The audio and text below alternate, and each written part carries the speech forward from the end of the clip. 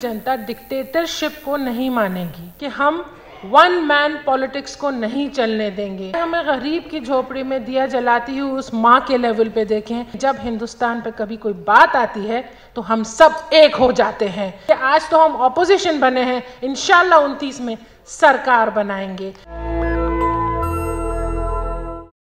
जनता dictatorship को नहीं मानेगी।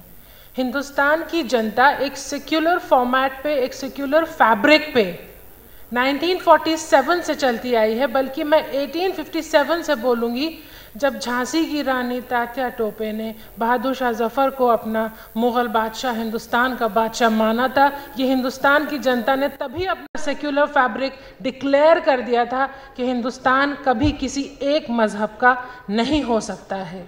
और 2024 में एक बार फिर से हिंदुस्तान की जनता ने ये कह दिया, पूरे किसी कहते ना डंके की चोट पे, ये नकारे की चोट पे कह दिया कि हम वन मैन पॉलिटिक्स को नहीं चलने देंगे, हम इंडिया को बंटने नहीं देंगे। हिंदुस्तान का लाल किला जितना हिंदू का है, मुसलमान का है, क्रिश्चियन का है, सिख का है, ईसाई का है, वो पूरे हिंदुस्तान का है। किसी एक मजहब, किसी एक इंसान का वो कभी नहीं हो सकता। अब आगे क्या? The question is that what lies ahead of us. हम बहुत होपफुल हैं, लेकिन हमें उससे ज़्यादा मेहनत करनी है।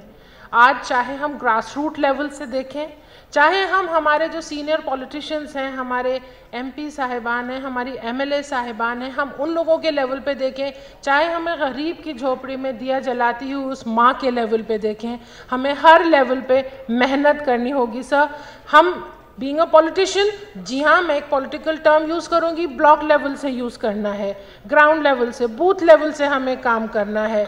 और मैं एक बात मानती हूँ कि अगर हमें हमारी ताकत दिखानी है तो हमें पॉलिटिक्स में आना होगा। अगर हमें हमारी ताकत दिखानी है तो हमें वकालत में आना होगा। अगर हमारे कौम के मुस्तकबिल को बचाना है तो हमें जर्नलिज्म में, हमें डॉक्टरी में, हमें प्रोफेसरशिप में आना होगा, जहां हम हमारे फ्यूचर को बिल्डअप कर सकें, पावर ले सकें, पावर बना सकें, पावर क्रिएट कर सकें। क्योंकि लकूना हमारी कौम में है कि हम पावर क्रिएट नहीं कर पा रहे हैं, हम लाइन ऑफ लीडरशिप क्रिएट नहीं कर पा रहे हैं। Where is our second line of leadership? Do we have any?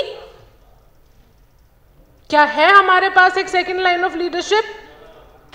क्या हम क्रिएट करते हैं? हमें तो डर ये रहता है कि अगर हम किसी लीडर को, हम किसी कौम की बच्ची को, किसी कौम के बच्चे को अपने अगर आके लेकर आएंगे तो वो हमारी कुर्सी खा जाएगा। जनाब, पहले अपनी कुर्सी संभालिए तो सही। क्या पता वो लीडर आगे आके, वो बच्चा, वो बच्ची, उसकी किस्मत आप नहीं बदल सकते, लेकिन हाँ, उसे लीडर बनाने में आप अपना एक छोटा सा एक उसको मोटिवेशन दे सकते हो, उसके काम आ सकते हो, और हो सकता है कल वो इसी स्टेज पे खड़ा हो के आपका शुक्रिया अदा करे। हमें लीडर्स क्रिएट करने हैं। A good leader is a person who creates leadership, and we have to be good leaders right now. मैं बहुत छोटी हूँ, उम्र कम है, इमरान प्रतापगढ़ी बहुत छोटे हैं, इकरा बहुत छोटी हैं, but I hope that sir, with your motivation we will be able to create leadership, because that is what our future wants from us. हमारा कल हमसे ये चाहता है कि हम हमारे आज में कल को क्रिएट करें। अगर हम उस कल को क्रिएट करने में फेल रहे तो हम सिर्फ यहां बैठ के बातें करते रह जाएंगे। एक्ट अगर हमने नहीं करा, और एक्ट सेल्फलेस होना चाहिए, एक्ट बिल्कुल हर चीज से फ्री होना चाहिए। ये नहीं कि आज मैं नहीं बढ़ा, इसको नहीं बढ़ने दूंगा, उसको नहीं बढ़ने दूंगा। जिसको बढ़ना है वो बढ़ेगा, लेकिन आज अगर एक कदम आपने आगे बढ़ाया किसी का हाथ पकड़ के, तो क्या पता कल पूरी कौम आगे बढ़ जाए। कौम को आगे बढ़ाने के लिए हमें अपनों को आगे लेकर चलना पड़ेगा, क्योंकि कौम होती क्या है?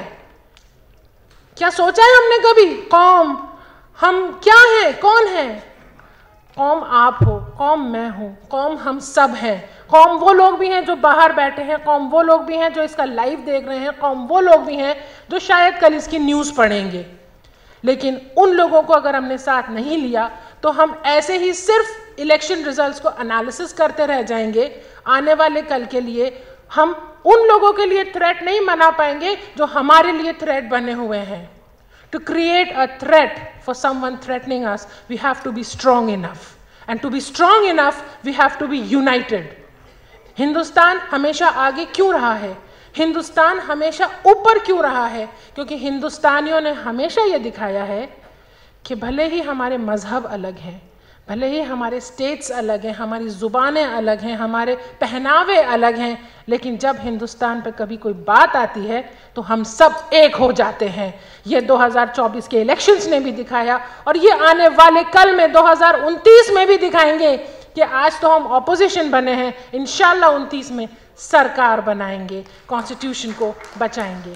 बहुत बहुत शुक्रिया मुझे मौका देने के लिए। जज़ाकल्लाह, अल्लाह हाफिज़, थैंक यू सो मच, जय हिंद। नेशनल दस्तक की आपसे गुजारिश है कि अगर इसको बचाना चाहते हैं तो नेशनल दस्तक को सब्सक्राइब करने के लिए रेड कलर के सब्सक्राइब बटन को दबाएं, फिर बेल आइकन की घंटी दबाएं।